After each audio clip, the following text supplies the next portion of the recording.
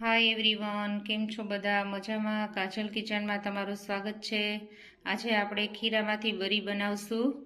આપણે અગાઉ વિડીયોમાં ખીરામાંથી આપણે પેંડા બનાવવાની રેસીપી જોઈ। આજે આપણે ખીરામાંથી બરી બનાવશું। એકદમ સોફ્ટ અને સ્પોન્જી એવી બરી બનાવવાની રેસીપી ચાલો આપણે જોઈએ।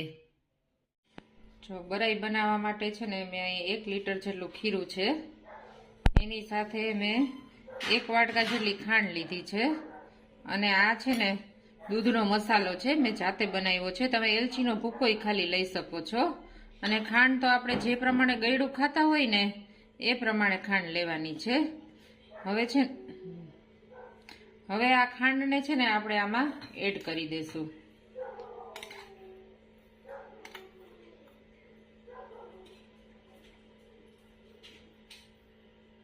અને આપણે બધી ખાંડને છે ને આમાં ઉગાડી લેવાની છે। એકદમ ખાંડ ઓગળી જાય પછી જ આને આપણે ગેસ ઉપર મૂકવાનું છે, નહીંતર ખાંડ છે ને તળિયે બેઠી રહેશે।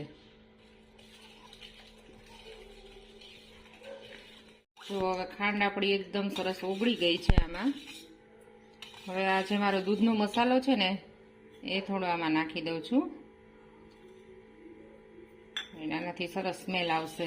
આમાં એલચી ને કેસર ને બધું નાખેલું જ છે।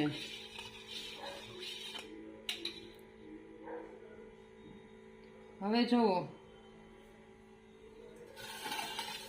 હવે આપણે છે ને આ એક ગ્રીસ કરેલી પ્લેટ છે એમાં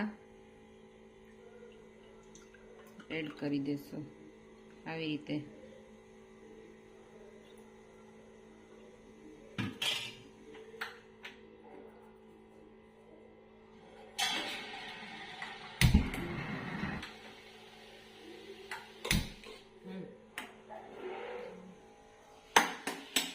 હવે જો મેં અહીં એક તપેલું છે એમાં પાણી મૂક્યું છે અને એમાં એક પ્લેટ મૂકી દીધી છે। હવે એમાં આપણે આ છે ને જે થાળી જે બળાઈની એ મૂકી દેવાની છે।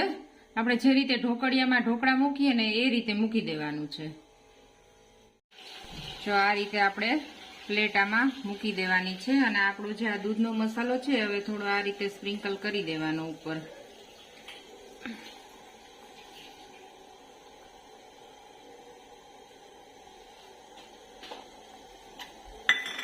હવે આની ઉપર આપણે આ પ્લેટ ઢાંકી દેશું અને 15 મિનિટ સુધી આને થવા દેશું।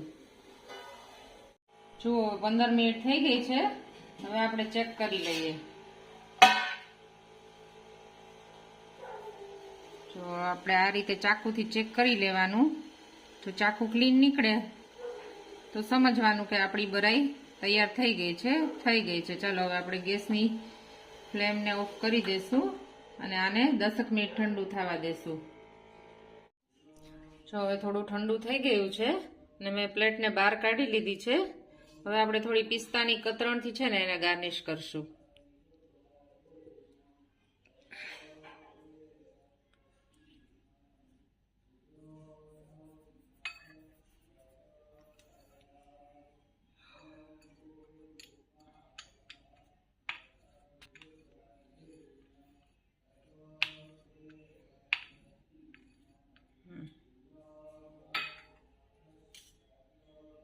હવે આપણે કાપા પાડી લેશું।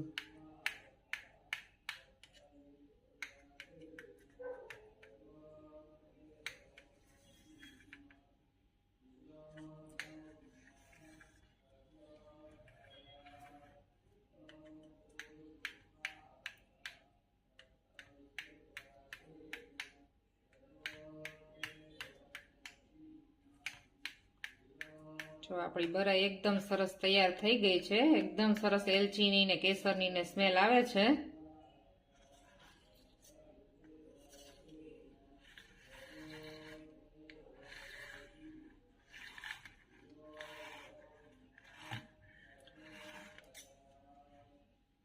જો એકદમ સોફ્ટ અને સ્પોન્જી એવી બરાઈ બનીને તૈયાર થઈ ગઈ છે।